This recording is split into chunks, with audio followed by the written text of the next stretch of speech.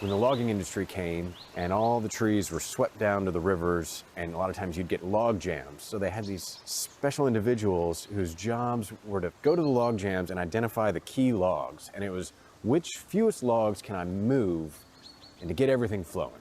So when we think of what are some of these key logs in an area that's holding that area back, that's holding back the improvements that we can focus our attention on and then hopefully leverage improvements in other areas.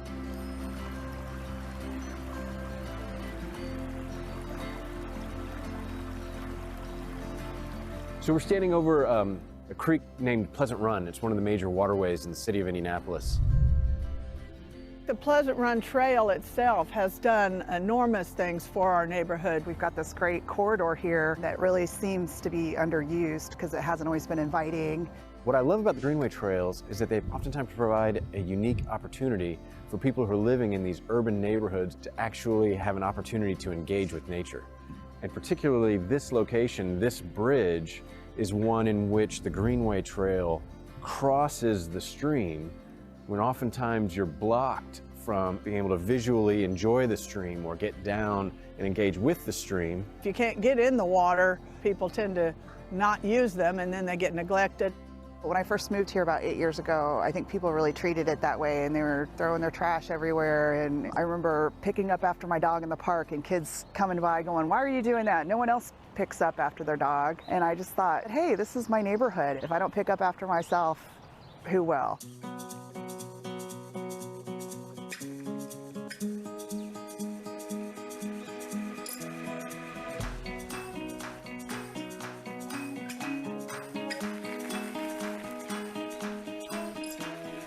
Here at the Spruce Bridge, we're planning several features. Some of it is a seating area and a plaza. We're hoping that that will bring neighbors down, and then there's also on the other side of the creek, as we develop that with more seating over there, there is a huge gathering space over there. Would be great for family picnics or just spending time outdoors near the creek.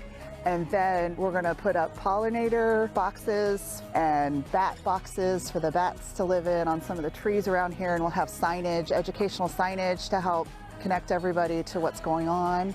And then we also will have several art spaces. We're working with local artists specifically and trying to invest money back in our own community. These trails are a wonderful amenity, and if you're not out here, if you haven't had a chance to come out and explore the trails either by foot or even better by bike, come out. These are one of the nicest amenities that we have in the city. Be in touch with your environment, and this is a way to create that place. We're bringing back our waterways, we're cleaning them up, and now they're an asset to the whole community that everyone can enjoy.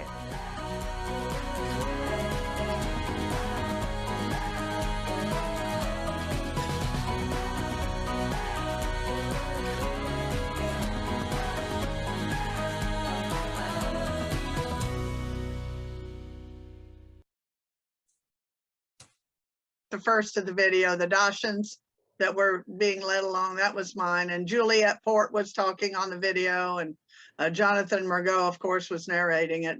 Marilyn Monroe was the white-haired lady that was featured picking up trash. And she's our artist, if you will, and designer. So yeah, very nice. That was to any good project, I think. And we've just had so many great people that had input on this project. I can't thank them all enough, for real. But Patronicity is a really cool program that was Indianapolis Housing and Corporation and Development. I get it backwards, IHCDA. Anyway, they're the ones who had the Patronicity grants and helped us a lot. We also received donations at that time from the Indianapolis Neighborhood Housing Partnership and the Da Vinci Pursuit, because we were having an art installation, and of course all our local donors. We held a lot of neighborhood events, very important there again with the collaboration. But since COVID, obviously, we've all had to change our way of doing things. And we've continued with the Waterway meetings, of course, and updates among our group via Zoom starting in March of the 2020. And we had noticed because of Marilyn's close proximity to the Spruce Bridge installation, she was near there a lot. And she noticed we had a really wet spring in 2020. I don't know if y'all remember. There was a lot of rain, and we had a lot of erosion that happened at the site where our trail that was made out of some stone had gotten ruts in it. And a lot of the plantings that we did with KIB, Keep Indianapolis Beautiful, had brought a lot of plants and shrubs and things over there. And some of that was getting washed away. So we, of course, brought that to the attention of the Waterway Committee, and they helped to redesign and fix that drainage. So that was one of the things that really came about through Zoom meetings. And they were able to keep it up that way. Now, I saw a question on the chat. I have lived in my home here in this neighborhood since 1992, so it'll be 30 years this August, and been involved with the neighborhood organization since about '08. So yeah, and the president for several years. But the Waterway, when that committee was first formed, I can't tell you the exact date, maybe 2012 or 2011, I joined that committee because I've always felt that a neighborhood lives and dies by how much connection and how you get to know your neighbors. I like to know who lives near me. I want to let them know me, and I want to see what we can work on together to make our neighborhood better. So it's just my DNA, I guess, if you will, to want to be involved. Some people might say she's a nosy old woman, but I'm really not so nosy as I just want to bring people in. I want to have people tell me what they'd like to see. And that was a big part of developing this, was asking our neighbors, what would you like there at this site? And we got lots and lots of great ideas, and some we incorporated and some, of course, we couldn't, but we've continued on in that fashion. Well, anyway, so a lot of Zoom meetings. We got the problem fixed with the drainage and the erosion, and then we've continued with our neighborhood meetings. And some we did a lot of Zoom meetings. Some we did socially distance out right near the Spruce Bridge installation, and then we would go and work on pulling weeds and cleaning up and so forth after our meetings in the summer. We did that a lot. We did a lot of social distance and tried to still keep up with maintaining it. So now we're in winter again. Of course, you can't do a whole lot in the winter. And that video, I wish it would have been shot in spring or summer when the trees were prettier and so forth. But no, there's been a lot of work on the trees. In fact, the forestry department for the county had gone out and marked some trees they took them down because they were dead. And so there's been maintenance all along, even with the COVID. We haven't just forgot about it, you know. And we continue to want to be the people to take care of it.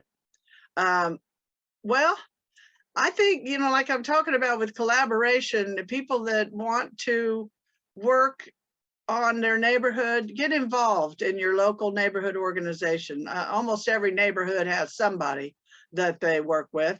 Find out who your mayor's office neighborhood liaison or advocate is. There's one for every neighborhood, and some cover a lot of neighborhoods, you know, but try to find out through the mayor's office who your neighborhood advocate is, and they can help guide you as well to neighborhood organizations and different services that are available. So that would be my advice. Get involved.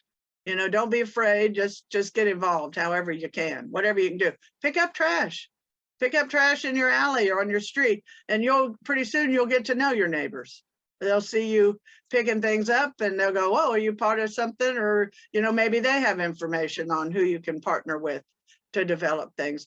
The Row Waterway Committee always needs more people. They have committees. They have Fall Creek, Pogues Run.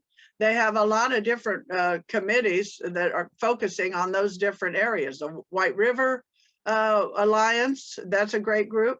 So every neighborhood has a waterway nearby, and there is somebody that's working on those waterways near you. You know, so partner, you know, find those people and partner with them. That's what I suggest to everybody, you know. Well, and neighbors need to think about that getting involved and improve. If you make an improvement to your neighborhood, you're property values go up, the businesses get more business. It's good for everybody, you know, as long as you're sensible about it. And like you said, Sharon, don't give up on it and don't walk away from it. Just because you completed it, you still have to stay engaged. You have to be engaged day by day, year by year. You know, it's not just one and done, not ever.